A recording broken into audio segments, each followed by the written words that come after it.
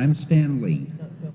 I've been writing stories for the young generation for the past 30 years, and in the course of that time, well, I would imagine I receive about 200 to 300 fan letters every day, probably as much as the Beatles.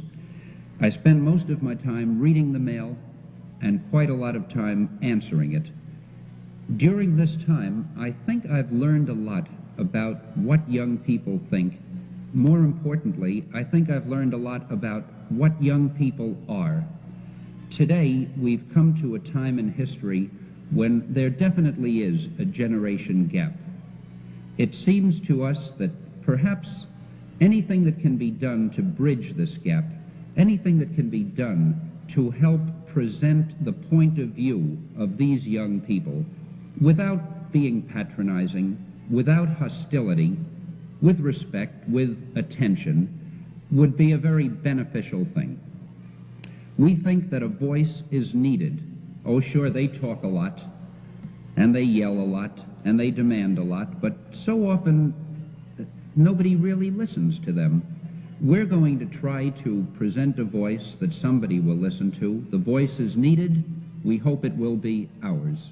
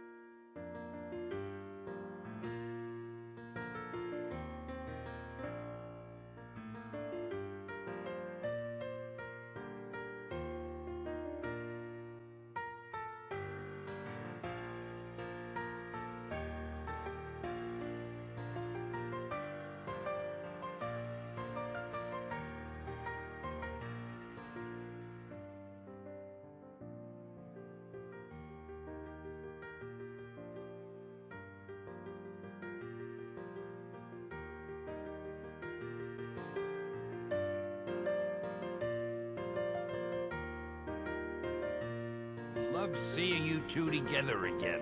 You always were my favorites. I'm doing what I enjoy doing.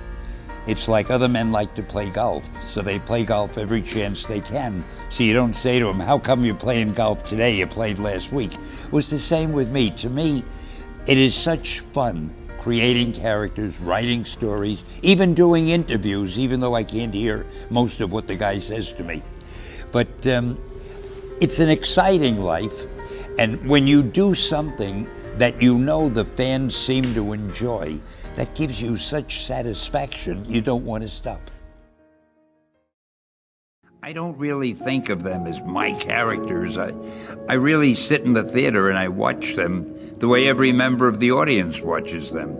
And at the end of the movie, I usually say, damn, that was good. I'm so glad. But I worked with artists who brought them into life, who let people see what they look like and showed the action. There are directors who added so much to the characters in their direction, and the actors who brought so much.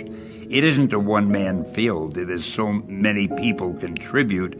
I'm just happy that I've had a hand in all of this, and I'm happy that even after all these years, someone bothers to interview me about it. I'm really very flattered.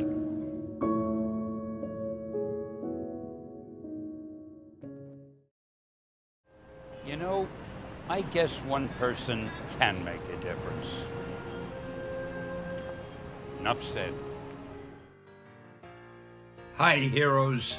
This is Stan Lee coming at you. Want you to know, Marvel has always been and always will be a reflection of the world right outside our window. That world may change and evolve, but the one thing that will never change is the way we tell our stories of heroism. Those stories have room for everyone, regardless of their race, gender, religion, or color of their skin. The only things we don't have room for are hatred, intolerance, and bigotry. That man next to you, he's your brother. That woman over there, she's your sister. And that kid walking by, hey, who knows? He may have the proportionate strength of a spider. We're all part of one big family, the human family, and we all come together in the body of Marvel. And you're part of that family. You're part of the Marvel universe that moves ever upward and onward to greater glory. In other words, Excelsior!